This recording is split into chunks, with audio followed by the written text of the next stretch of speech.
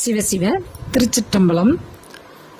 இறைவன், உயிர்கள், ஜடப்பொருட்கள், இப்படி 3 பிரிவாக பிரிக்கிறோம்.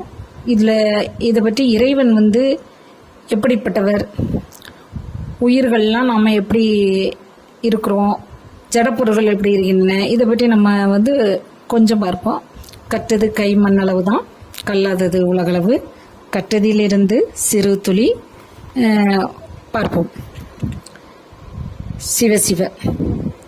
நாம் எப்பவுமே திருமறைகள் ஓதி சிவபிரானை வழிபடுவோம். இந்துக்களுக்கு சிவன்தான் மிகப்பெரிய இறைவன் என்று அர்த்தம். சிவனுக்குள் எல்லா உயிர்களும் அடக்கம் என்று நாம் நினைப்போம். இறைவனுக்குள் எல்லாரும் எல்லாவும் அடக்கம்தான். இறைவன் என்பது ஒருவனே.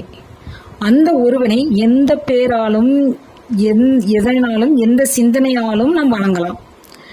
இறைவனை கல்லால் வணங்கலாம், மரமாக வணங்கலாம், சூரியனாக வணங்கலாம்.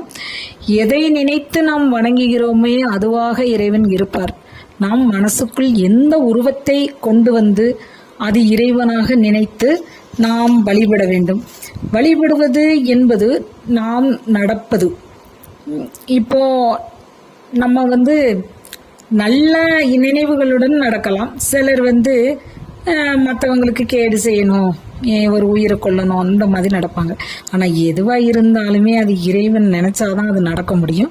இறைவன் போடுற பாதையில தான் நம்ம என்ன செய்யணும், நடக்கவும் முடியும். இறைவன் என்பவர் பதி. இறைவன் நம் எல்லா உயிர்களுக்கும் எல்லாவற்றுக்கும் இறைவன் தான் தலைவர். ஒரு தலைவர் இல்லாமல் ஒரு மற்ற விலங்குகளால், மனிதர்களால், எந்த ஜீவராசிகளாலும் இயங்க முடியாது என்பது உண்மை. ஒரு தலைவன் இருந்தால்தான் ஒரு மற்றவர்களை வழிநடத்தி செல்ல முடியும். ஆதலால் பதி என்பவர் இறைவன். இறைவன் இருப்பதினால்தான் நாம் உலகில், இப்புவனத்தில் வாழ முடிகிறது. உயிர்கள் என்பது பசு. இந்த பசுக்களாகிய உயிர்களை மேய்ப்பவர் இறைவன். இறைவன் நினைத்தால் எதுவும் நடக்கும். இன்று ஒருவன் சிறியவனாக இருக்கலாம், நாளை அவனே மிகப்பெரிய கோடீஸ்வரனாகவும் மிகச்சிறந்த தலைவனாகவும் ஆக முடியும் என்றால் அது இறைவனின் சித்தமே.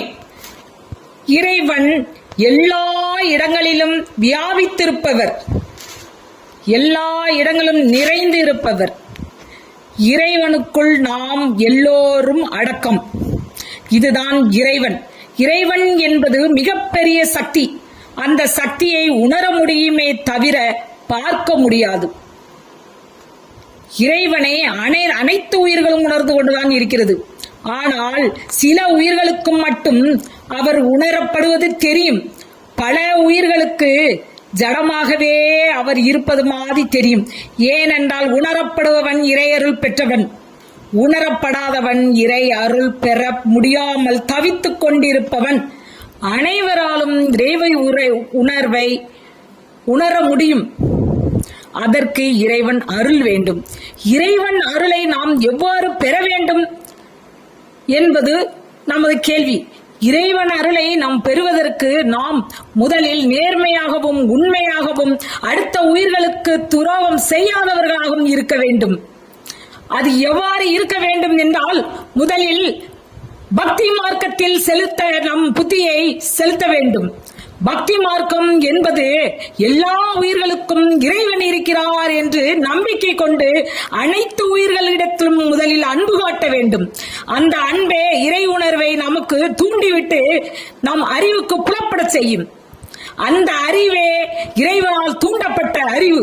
அந்த அறிவு எல்லா ஜீவராசிகளுக்குள்ளும் ஒளிந்திருக்கிறது. அதை நாம் பக்தி என்னும் ஒரு தூண்டுகோலால் தூண்டிவிடப்பட்டு இறையருளை நாம் காண முடியும்.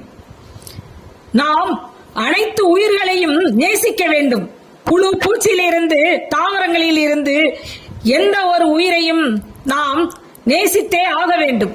இவ்வாறு நேசிப்பதினாலே நாம் இறை பக்திக்கு தள்ளப்படுகிறோம். இறை பக்தி வேண்டும் என்றால் அது பல ஜென்மங்களிலே தொடர்ந்து வர வேண்டும். இப்போது இந்த ஜென்மத்தில் நாம் இறை பக்திக்கு வருவோம் என்றால் அது முடியாது. ஏனென்றால் நமக்கு சரியான குரு கிடையாது. சரியான ஒரு தலைவன் கிடைத்தால், அப்படி ஒரு தலைவன் கிடைக்க பெற்றால் அதுவும் இறைவன் அருளால் தான் கிடைக்கும். அப்படி ஒரு சிறந்த தலைவன் கிடைத்தால் நாம் இறை அருள் பெற்றவர்களாக இருப்போம். அந்த இறை அருளே நம்மை முன்னோக்கி செலுத்தி நம்மளை இறைவனருள் கிடைக்க பெற செய்ய முடியும். ஆக மொத்தத்தில் இறைவன் என்பது மிகப்பெரிய காந்த சக்தி போன்றது. அது எல்லா இடத்திலும் அண்டங்களிலும் இருக்கும். இந்த பூவுலகில் நிறைந்து இருப்பது எதுவென்றால் காற்று. நாம் மூச்சு காற்றை உள்ளிழுத்து வெளிவிடுகிறோம். இந்த காற்றினிலே அணுவுக்குள் அணுவாகவும் எல்லா உயிர்களிடத்தும் நிறைந்து வியாபித்து இருப்பவர் யார் என்றால் இறைவன். இறைவனே நம் மூச்சு காற்றாகவும் இருக்கிறார். நம்முள் கெட்ட சக்தி, நல்ல சக்தி என்று இரு சக்திகள் இருக்கின்றன. நாம் கெட்ட சக்தியை தூக்கி தூர எறிவோம். நல்ல சக்தியான நேர்மை, உண்மை, பிற உயிர்களிடம் அன்பு காட்டுவது, இது போன்ற நல்ல எண்ணங்களை நம் புத்தியில் புகுத்திவிட்டால் இறையன்பு நமக்கு கிடைத்தது.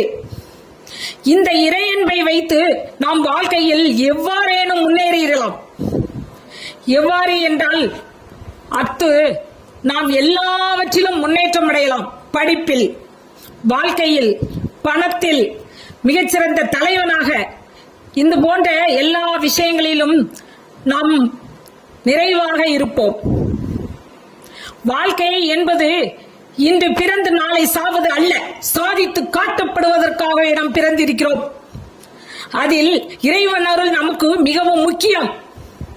அந்த அருளை நாம் ஒரு குருவாக நினைத்து, அதாவது நமக்கு மக்களால் ஒருவரால் நமக்கு குரு அமையவில்லை என்றால் இறைவனையே நாம் குருவாக பெற்று வாழ வேண்டும். இறை சக்தி நமக்கு வழிகாட்டும். அதுவே பிரபஞ்சத்தில் நிறைந்து இருக்கும். அண்ட சராசரங்கள் அனைத்தும் இறைவன் இருக்கிறார். இந்த இறை சக்தியை நீங்கள் உணருங்கள். இதுவே இறைவன். இறைவன் நமக்கு வழிகாட்டுவார். சிவ சிவ. உயிர்கள் எண்ணற்றவை.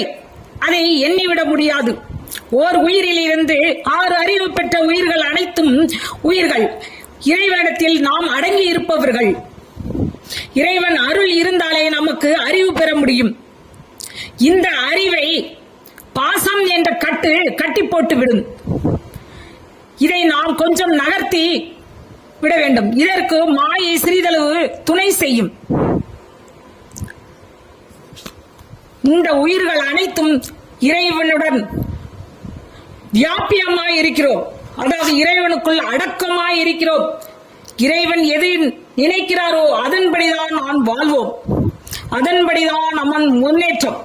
இந்த முன்னேற்றை சிறிதளவு மாற்றி அமைக்க வேண்டும் என்றால், அதாவது ஒருவன் சிறிதளவுதான் அறிவு பெற்று மாணவனாக இருப்பான். நாம் இந்த முன்னேற்றம் தேவை என்றால் அதற்கு ஒரு நல்லொழுக்கம் வேண்டும், உண்மை வேண்டும். ஆசிரியரை குருவாக கொண்டு நாம் அவர் சொல்படி நடந்தால் மட்டுமே அந்த மாணவன் முன்னேற்றம் அடைவான். இல்லை என்றால் அவன் எப்பொழுதும் சராசரி மாணவனாகவே இருப்பான். ஒரு ஜென்மம் மட்டுமல்ல, பல ஜென்மங்கள் பிறந்து வளர்ந்து இறந்து பின் பிறக்கிறோம். அப்படி இருந்தும் பிறந்தும் வாழ் வரும்போது ஒவ்வொரு ஜென்மத்திலே நாம் கற்றுக்கொள்ளும் அறிவேதான் நம் பின்வரும் ஜென்மங்களிலும் நமக்கும் கிடைக்கும். இதுதான் இறைவன் அருள். இவ்வாறு நாம் பெறப்பட்ட அறிவு ஒவ்வொரு ஜென்மத்திலும் வளர்ந்து கொண்டே இருக்க வேண்டும். இதற்கு இறைவன் அருள் துணை இருக்க வேண்டும். நாம் ஒரு நல்ல மனிதரையாவது குருவாக ஏற்று அந்த மனிதரின் கீழ்ப்படி நடந்து அவர் சொல்லும் நல்ல செயல்களை ஆற்ற வேண்டும். நல்ல சொல்களை காதில் ஏற்று புத்தியில் திணித்து நாம் அதன்படி வழி நடக்க வேண்டும். அவ்வாறு ஒரு நல்ல குரு அமையவில்லை என்றால் நாம் என்ன செய்ய வேண்டும்? இறைவனையே துணையாக கொண்டு வாழ வேண்டும். சிவ சிவ. திருச்சிற்றம்பலம். இறைவன், உயிர்கள், ஜட பொருட்கள், இப்படி 3 பிரிவை பிரிக்கிறோம். இதை பற்றி இறைவன் எப்படிப்பட்டவர், உயிர்கள்லாம் நாம